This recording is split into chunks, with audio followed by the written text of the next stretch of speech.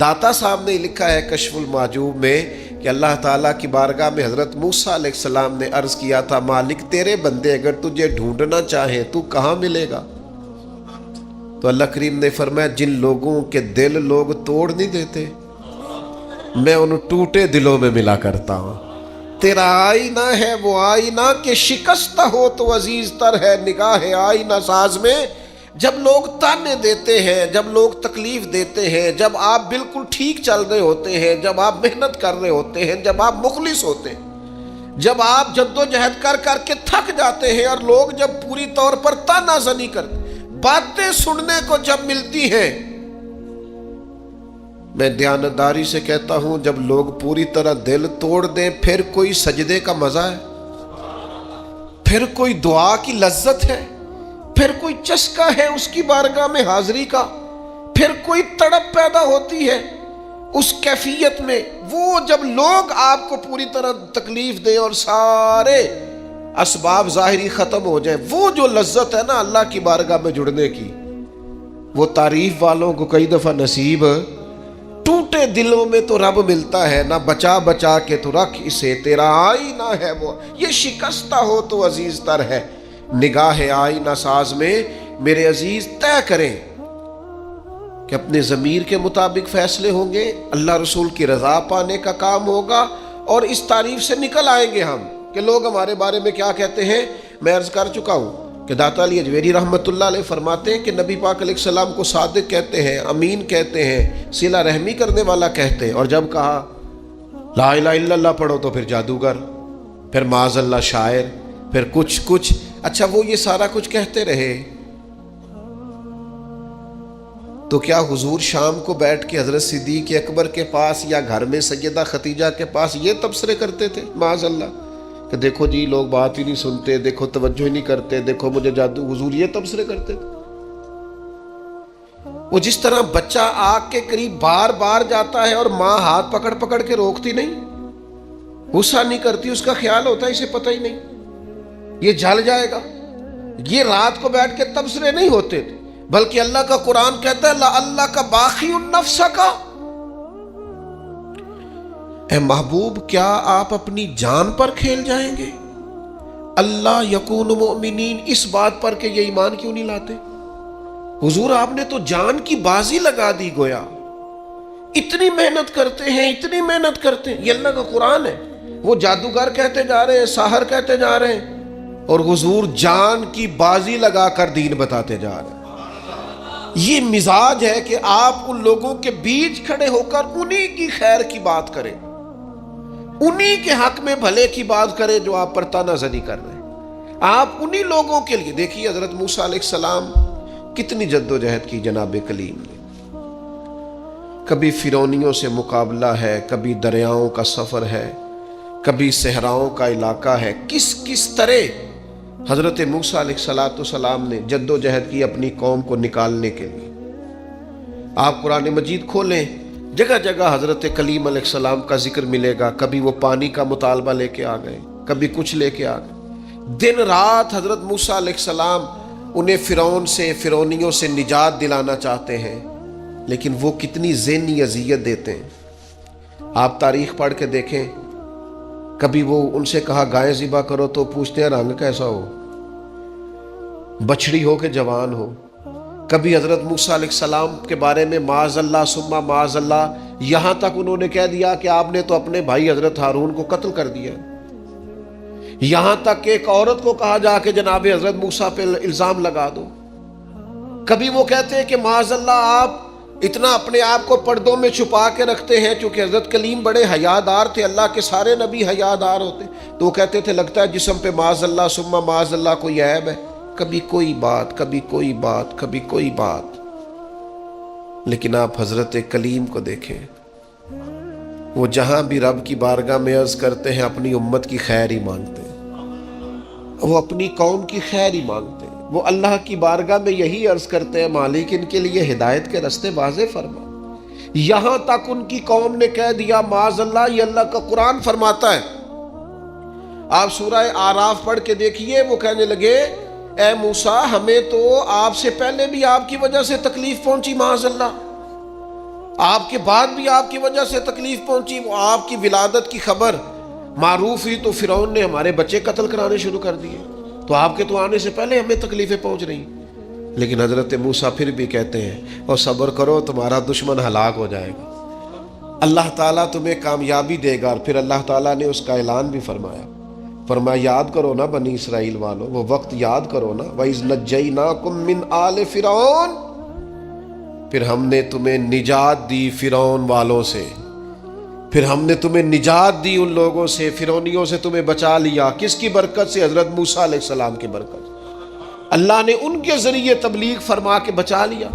قومیں اس قدر تکلیف دیتی۔ حضرت سیدنا شعیب علیہ السلام کا ذکر ہمیں ملتا ہے سورہ ہود کے اندر۔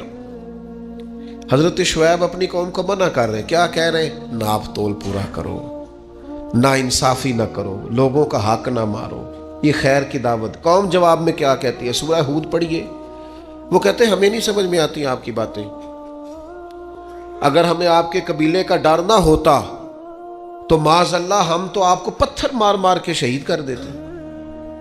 آپ انہیں تبلیغ دین کر رہے ہیں، آپ انہیں اخلاقیات سکھا رہے ہیں، آپ ان کے کردار و عمل میں خوبصورتی پیدا کرنا چاہ رہے ہیں۔ وہ کہتے ہیں اگر آپ کے قبیلے کا خوف نہ ہوتا تو ہم تو آپ کو شہید کر دیتے۔ تو جواب میں حضرت شعیب نے کیا کہا؟ جاؤ پھر موج کرو۔ انہوں نے کہا ایسی قوم کو تبلیغ کروں جو پتھر مارنے کی بات کرتی ہے؟ کیا میں اب ایسے لوگوں کو دعوت خیر دوں جو مجھے شہید کرنے کی بات؟ کیا خوبصورت جملہ ہے قرآن مجید نے بیان کیا۔ حضرت سیدنا شعیب فرمانے لگے وَيَا قَوْمِ اعْمَلُوا عَلَىٰ مَكَانَتِكُمْ إِنِّي عَامِلٌ، فرمانے لگے قوم والو تم اپنی جگہ کام کرتے رہو جو تم نے کرنا ہے، اور میں اپنی جگہ دین کی تبلیغ کرتا رہوں۔ کرو تم اپنا کام اور میں اپنا۔ شکوے ظلمت شب سے تو کہیں بہتر تھا، ہم اپنے حصے کی کوئی شمع جلاتے جاتے۔ دوستو لوگ تو تانا زنی کریں گے۔ ایک خاص بات کرنی ہے آپ سے، ایک دانشور نے مجھے تو بڑا تڑپایا ہے، ہو سکتا ہے آپ بھی تڑپ جائیں۔ دیکھا ہے جو کچھ میں نے اوروں کو بھی دکھلا دے۔ ایک دانشور کی بات پڑھی میں تو ٹوٹ گیا۔ اس نے کہا مسئلہ پتہ کیا ہے، بدی پھیلانے والے تھوڑے ہیں اور نیکی پھیلانے والے زیادہ ہیں، لیکن پھر بھی زمانے میں بدی کیوں زیادہ پھیل رہی ہے، نیکی کم کیوں پھیلتی ہے؟ تعداد نیکی پھیلانے والوں کی زیادہ ہے، بدی پھیلانے والوں کی کم ہے، لیکن سوسائٹی میں چلن بدی کا کیوں عام ہے؟ تو کہنے لگا اس کی وجہ یہ ہے کہ جس اخلاص کے ساتھ بدی پھیلانے والی بدی پھیلاتے ہیں نا، اس اخلاص سے نیکی پھیلانے والے نیکی نہیں پھیلاتے۔ اور جتنی محنت شیطان کرتا ہے لوگوں کو گمراہ کرنے کے لیے، اتنی محنت دیندار کیوں نہیں کرتے بچانے کے لیے؟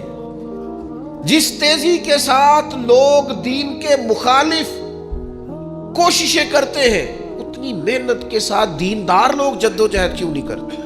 کاش کبھی لوگ اتنے مخلص ہو جائیں جتنے بدی پھیلانے والے مخلص ہیں، تو انقلاب آ جائے۔ حضرت امام احمد بن حنبل رحمۃ اللہ علیہ ایک چور کے لیے اکثر دعا مانگا کرتے تھے، ابو الحیثم اس کا نام تھا۔ امام احمد بن حنبل کہتے یا اللہ اس پہ رحم فرما، یا اللہ اس چور پہ رحم فرما، دعا مانگتے۔ اور دعا کیا مانگتے؟ یا اللہ ابو الحسن اس پہ رحم فرما۔ ایک دن آپ کے بیٹے نے پوچھا کہ حضور لوگ بڑے پریشان ہیں کہ آپ چور کے لیے دعا مانگتے اور اس کے لیے اللہ کی رحمت طلب کرتے ہیں۔ تو امام احمد بن حنبل نے بڑی انوکھی بات کی، کہنے لگے اس چور نے مجھے حوصلہ بڑھا دیا۔ آپ فرمانے لگے دین کی ایک بات کرنے کی وجہ سے جب مجھے بادشاہ نے گرفتار کیا اور مجھے تھانے لے جایا گیا اور کوتوال مجھے بند کر رہا تھا، تو میں دیندار آدمی تھا، ساری زندگی پڑھنے پڑھانے والا تھا۔ سارے مجرم نہیں جیلوں میں جاتے، جیلوں میں تو حضرت یوسف علیہ السلام جیسے لوگ بھی رہے ہیں۔ فرماتے ہیں مجھے لے جایا جا رہا تھا تو کچھ کیفیات تھی کہ لوگ کہیں گے جناب جیل میں۔ ارشاد فرماتے ہیں کہ میں ابھی کوتوال مجھے تھانے لے کے گیا کہ وہ چور آیا اور آ کے کہنے لگا امام صاحب زمانہ جو مرضی کہے، میں جانتا ہوں آپ کی غلطی کوئی نہیں، آپ نے حق بیان کیا۔ کہنے لگا حضور میں چور ہوں، میرے وجود پر اب 1 انچ جگہ نہیں جہاں کوڑا نہ پڑا ہو، سارا وجود کوڑے کھا کھا کے زخمی ہے۔ ہر شہر کے ہر کوتوال کے پاس गोया हर थाने में मेरा नाम लिखा है। चोरी के लिए मार खाता हूं, कभी घबराया नहीं। जरा खड़े रहना, आप तो मोहम्मद अरबी के दीन के लिए मार खाने लगे। इतनी जल्दी तानों से परेशान ना होना। फरमाया जरा खड़े रहना, इतनी जल्दी तानों से परेशान ना होना। जख्म पे जख्म खा के जी, खूने जिगर के घूंट पी, आह न कर लबों को सी, ये इश्क है कोई दिल लगी नहीं। जरा ठहरना फिर अगर आप इस काम के लिए आए। आप फरमाते हैं मुझे उसकी बात ने इतना हौसला दिया कि फिर मुझे किसी चीज़ ने परेशान ही नहीं किया। मैं दुआ करता हूँ अल्लाह उस पर। यहाँ तो लोग हौसला तोड़ने आते हैं, लोगों का लोग हौसला तोड़ते हैं। जरा को बच्चा दीन की तरफ बढ़ता है, सवाल जवाब शुरू कर देते हैं। वो तू हुणे ही दाढ़ी रख ली है। मैं कहा जी तुसी दसिया जे जरा कदों को रखनी चाहिए सी, लिख दे जरा। आप अभी से इधर निकल गए तो आप बता दे जनाब किस वक्त निकलना चाहिए था। आप अभी से, वो अभी का क्या मतलब होता है? जिस वक्त शऊर की आंखें खुल जाती हैं, सारे दीन पे अमल करना फर्ज हो जाता है। फिर आप कमजोर क्यों होते हैं? तो मेरे अजीज, ताना जनी, कमजोरी, ये तो लोग, हजरत उबादा बिन सामित रदी अल्लाह ताला अन्हु फरमाते हैं मुझे मेरे महबूब नबी सल्लल्लाहु ताला अलैहि वसल्लम ने नसीहत फरमाई थी और मैंने अपनी ज़िंदगी में वो बातें अपने दिल के साथ, गिरा के साथ बांध के रखी और मुझे बड़ा फ़ायदा दिया उन्होंने। आप फरमाया करते थे रसूलुल्लाह सल्लल्लाहु अलैहि वसल्लम ने मुझे हुक्म दिया था कि मैं मसाकीन से मोहब्बत करूं और उनके करीब रहा करूं। और मेरे नबी पाक अलैहिस्सलाम ने मुझे फरमाया था कि मैं उस बंदे की तरफ देखूं जो माली हैसियत में मुझसे कम है, जो ज़्यादा है उसकी तरफ ना देखूं। और फरमाते हैं फिर करीम महबूब सल्लल्लाहु ताला अलैहि वसल्लम ने मुझसे फरमाया कि मैं हमेशा सिला रहमी करूं, अगरचे को बंदा मुझसे ताल्लुक़ तोड़े, मुंह फेरे, फिर भी मैं नेकी करता रहूं। और अल्लाह के हबीब अलैहिस्सलाम ने मुझसे फरमाया कि कोई चीज़ जब मुझसे मांगी जाए तो मैं फ़ौरन दे दूं, इनकार ना करूं। और अगर मेरी पहुंच में हो, ये शारीन हदीस ने लिखा है, अगर पहुंच में हो तो वो चीज़ दे दी जाए।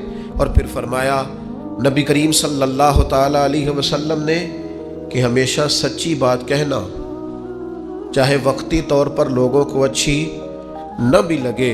और फिर महबूब करीम सल्लल्लाहु ताला अलैहि वसल्लम ने मुझसे फरमाया तुम दीन पे चल रहे हो और अगर कोई बंदा तुम्हें ताना दे, तुम्हें मलामत करे तो परवाह ना करना, फिर आगे बढ़ते रहना। और फिर मेरे करीम हबीब ने मुझसे फरमाया था ला हौल शरीफ कसरत से पढ़ा करना, ये अर्श के ख़जानों में से ख़जाना है, ये कसरत से पढ़ना। आज आप देख लें, हम नहीं कहते सच्ची बात, सिर्फ इसलिए डरते हैं कि लोग ताना देंगे, लोग सख्त बात करेंगे, लोगों के अंदर जो हमारा एक मियार बना हुआ है वो कम होगा, ताना जनी का दरवाज़ा खुलेगा। सिर्फ इसी बात से डरते हुए मैं बहुत सारे लोगों को जानता हूँ, समझता हूँ इस बात को कि अगर अपने कबीले और बरादरी में वो सच कह दें तो उनके कहने के असरात होंगे, लेकिन वो सबकी गुड बुक में रहना चाहते हैं, वो सच बोलना नहीं चाहते, वो सबके हक में, सबके लिए अच्छा रहना चाहते हैं, वो अवामी पजीराई चाहते हैं। लिहाजा जो खैर की बात उनकी पहुंच में भी है वो भी नहीं करते, हत्ता कि अपने घर में, अपनी औलाद में, अपने बच्चों के बीच भी इंसाफ नहीं कर पाते। क्यों? इसलिए कि वो कहते हैं लोग मेरे मुखालिफ हो जाएंगे। तो मेरे भाई, लोग तो बिला वजह भी मुखालिफ हो जाते हैं, कोई सबब नहीं होता फिर भी लोग मुखालिफत करते हैं। आप देखें, पीछे से देखते हैं अंबिया, सुलहा, सहाबा, अतकिया, औलिया, देखते हैं आप कौन है जो लोगों की पजीराई और लोगों की गुड बुक में हमेशा रहा है। अगर बड़े लोग भी तारीफ करने वाले आपको मिलेंगे तो ढेर सारे तनकीद करने वाले भी मिलेंगे। बहुत सारे लोग आपको मिलेंगे जिनके लबो लहजा तीर से ज्यादा सख्त है, जिनकी आंखों के अंदर आपके लिए इतने सख्त तीर हैं कि वो बादों का जुमलों से ज्यादा सख्त महसूस होते हैं। कैसे आप गुजारा करेंगे? इसलिए बेहतरीन ये है लोगों को देखकर राह का तायुन न करें, रस्ते का तायुन रब रसूल की रजा देख कर करें और फिर उस पर चलते जाएं, सफ़र करें। अल्लाह के प्यारे हबीब अलैहिस्सलाम ने फरमाया, हज़रत अबू सईद खुदरी रदी अल्लाह ताला अन्हु हदीस के रावी हैं, मुस्नद इमाम अहमद बिन हम्बल में मौजूद है। हुजूर अलैहिस्सलाम ने फरमाया तुम में से कोई शख्स अगर कोई ऐसा मौका देखे जहां अल्लाह के अहकाम को तोड़ा जा रहा है तो उसे चाहिए कि वहां بات کہنے میں حقارت محسوس نہ کرے، تبلیغ کر دے، بات کہہ دے، لوگوں کو بتا دے۔ اور فرمایا اگر ایسا نہیں کرے گا تو اللہ قیامت کے دن اس سے پوچھے گا وہاں تجھے بات کرنی چاہیے تھی، تو نے کیوں نہیں کی؟ تو عرض کرے گا یا اللہ میں لوگوں سے ڈر گیا تھا۔ تو حضور فرماتے رب فرمائے گا میرا زیادہ حق تھا کہ تو مجھ سے ڈرتا، لوگوں سے ڈر گیا، تجھے مجھ سے ڈرنا چاہیے تھا۔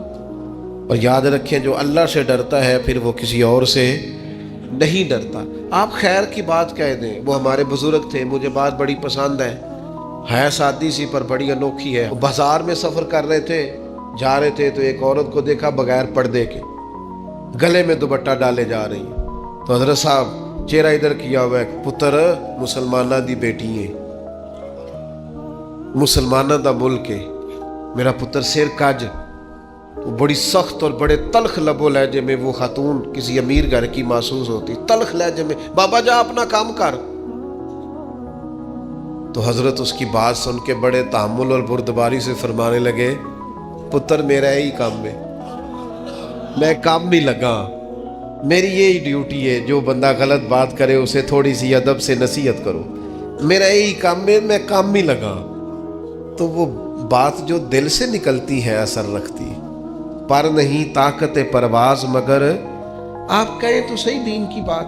اپنے بیٹے کو بھی نہیں کہتے حضور کے دین کا پیغام، چھوٹے بھائی سے بھی نہیں کہہ سکتے، اپنے ماتحتوں سے بھی نہیں کہہ سکتے آؤ یار نماز کے لیے چلے، اپنے گھر میں بھی اتنی جرت اور طاقت نہیں رکھتے، ہر کام کے لیے ناراض ہوتے ہو، لیکن صرف لوگوں کے ڈر سے کہ لوگ کیا کہیں گے، ہر وقت کمزوری دکھانا۔ میرے عزیز اس سے آپ نکل جائیں، اس بات سے پرواہ نہیں کی لوگوں نے، لوگ نکل گئے۔ آپ یقین کریں کتنے بڑے تھے حضرت زبیر بن عوام، فرماتے تھے کسی کی جرت نہیں تھی کبھی کہ میری طرف آنکھ اٹھا کے دیکھے، لیکن پھر میں نے کلمہ پڑھا، مجھے اوڑھنے دے اذیتیں، تو میری عادتیں نہ خراب کر۔ فرماتے چٹائی لپیٹ کے نہ میرے گرد مجھے باندھ کے، تو اس کو میرا چچا آگ لگا دیتا تھا۔ وہ جو دھواں ہوتا تھا نا اس کا، ایک دھواں بڑی تکلیف دیتا ہے اگر آپ دھوئیں میں گر جائیں، فرماتے اس سے مجھے اذیت پہنچتی، تکلیف پہنچتی، لیکن ہر لمحہ میرے دل سے بھی صدا نکلتی، حق وہ ہے جو رسول پاک لے کے آئے، سچ وہ ہے جو نبی کریم علیہ السلام نے بیان فرمایا۔ کسی جگہ بھی کسی کمزوری کا اظہار کیوں ہم کمزور پڑ گئے؟ اللہ جانے کون سی ایسی باتیں ہیں جن کی وجہ سے ہم پیچھے رہتے جا رہے ہیں۔ میرے عزیزو ان کمزوریوں سے اپنے آپ کو نکالو۔ میں آپ سے عرض کروں اپنے بچوں کو بزدل نہ بنائیں، انہیں یہ نہ کہیں کہ وہ بندے کیا کہیں گے، لوگ کیا کہیں گے، لوگ تیرے بارے میں کیا سوچیں گے۔ یہ ٹھیک ہے کہ انہیں تہمت والی جگہ سے بچائیں کہ یار تو رسوا ہو جائے گا، اور رسوائی جو ہے وہ ٹھیک نہیں ہوتی، اور وہ انہیں بتائیں غیر شرعی کاموں میں یا وہ سستی کر رہے ہیں دین سیکھنے میں تو اس میں، لیکن میرے عزیز کھانے پینے میں، اوڑھنے پہننے میں اور زندگی گزارنے میں آپ انہیں لوگوں کی رائے کا محتاج نہ کریں کہ بیٹا یہ تو اگر کھا لے گا تو لوگ کیا کہیں گے، یہ پہن لے گا تو لوگ کیا کہیں گے، اس معاملے میں لوگ کیا کہیں گے۔ دیکھنا یہاں لوگ، آپ بزدل نہ بنائیں اولاد کو۔ اللہ کرے ہمیں یہ سمجھ آئے، انہیں کہیں بیٹا اگر تو یہ کام کرے گا تو اللہ ناراض ہوگا، یہ کام کرے گا تو اس سے شریعت کی مخالفت لازم آئے گی۔ اگر اپنے بچوں کو آپ دائرہ شریعت کے اندر تبلیغ کریں گے، آپ اللہ رسول کے نام پر انہیں تبلیغ کریں گے تو وہ تو عام لوگوں کے مقابلے میں طاقتور ہو جائیں گے، ان کے اندر تو قوت پیدا ہوگی، بیداری پیدا ہوگی۔ لیکن ہم کیا کرتے ہیں، بچپن سے بچوں کو سیاست دان بناتے ہیں، وہ ماحول دیکھ کر چلتے ہیں، حالات دیکھ کر فیصلہ کرتے ہیں، وہ بیچارے ڈپلومیز ہو جاتے ہیں، وہ کہتے ہیں ذرا یہاں دے، وہ لوگوں کا کیا ہے میرے بھائی، کوئی ضروری ہے لوگوں سے منوانا؟ میرے عزیز یہ خوف زدہ رہنا، ڈرے رہنا، سہمے رہنا، لوگوں کو دیکھ کر فیصلہ کرنا، لوگ کیا کہیں گے، لوگ پھر آپ کے بارے میں کیا رائے دیں گے، اس سے ساری زندگی ہماری کمزوریاں نہیں جاتی۔ میں آپ سے عرض کروں مجھے بڑی تکلیف ہوئی اپنے ہی ملک کے ایک ذمہ دار کے بیان سن کے، جب ان سے کہا گیا کہ آپ فلسطین کے حق میں بات کریں تو انہوں نے کہا آپ چاہتے ہیں ہم دنیا میں اکیلے رہ جائیں؟ آپ چاہتے ہیں ہم تنہا رہ جائیں، لوگ ہمارا ساتھ چھوڑ دیں۔ میں نے کہا کاش تجھے پتہ ہوتا کہ لوگ ساتھ چھوڑ بھی جائیں تو کچھ نہیں ہوتا، اللہ رسول کا ساتھ ضروری ہوتا۔ کاش تجھے خبر ہوتی لوگ پہلے بھی ساتھ نہیں ہیں، لوگ آپ کے ساتھ نہیں ہوتے، لوگ اپنے مفادات کے ساتھ ہوتے، لوگ اپنے آپ دیکھیں نا، مفاد لوگوں کا بدل جاتا ہے تو پھر وہ آپ سے بھی بدل جاتے ہیں۔ اگر مفاد کسی اور جگہ وابستہ ہے تو لوگوں کی توجہ ادھر ہو جائے گی۔ جب تک آپ سے کسی کو فائدہ ہو رہا ہے وہ آپ کے ساتھ ہے، تو ہم اس چکر میں ساری عمر جو بتا دیتے ہیں کہ لوگ کیا کہیں گے، لوگ کیا رائے قائم کریں گے، اس سے کمزوری واقع ہوتی ہے۔ میرے عزیز، اس کمزوری سے نکلنا ہے۔ ایک خاص بات آپ کی خدمت میں عرض کرنی ہے۔ رمضان کا آخری عشرہ شروع ہو رہا ہے، میں اپیل کرتا رہا ہوں شروع سے لے کر آخر تک، پھر عرض کرتا ہوں یارو وقت کا پتہ کوئی نہیں۔ ڈھیر سارے لوگ پچھلے سال تھے، اس سال نہیں ہے۔ میں اپنے کچھ سنگیوں کو جانتا ہوں جو وقت پہ آتے تھے، جمعہ پڑھنے کے لیے جمعرات کو آ جاتے تھے، لیکن پھر اللہ کا حکم ہوا وہ چلے گئے، رخصت ہو گئے دنیا سے۔ یہ جو 10 دن ہے نا آخری عشرے کے، یہ بڑے قیمتی ہیں۔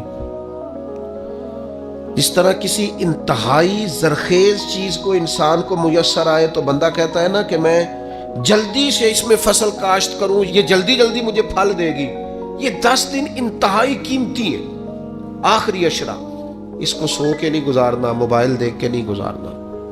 ان 10 دنوں کی یہ کیفیت ہے کہ سید عائشہ صدیقہ فرماتی ہیں حضور جاگتے بھی تھے، ہمیں جگاتے بھی تھے۔ یہ خیر جمع کرنے کے دن ہے، یہ سعادتیں حاصل کرنے کے دن ہے۔ کوشش کریں ہر روز رات کو شب بیداری ہو۔ میری آپ سے خاص اپیل ہوگی کہ ان راتوں کو، ان اوقات کو ضائع نہ کریں، ان کو کپڑوں کے اور جوتوں کے اور خریداری کے ہی سپرد نہ کر دیں۔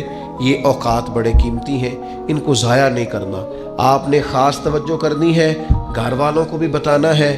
کوشش کریں سحری میں جب اٹھنا ہے تو 1 گھنٹہ پہلے اٹھیں تاکہ کچھ نفل ہو جائے، کچھ تلاوت ہو جائے، اس کے بعد سحری ہو جائے۔ آخری عشرے کی عبادت آپ نے بھولنی نہیں۔ اللہ تعالیٰ توفیق دے۔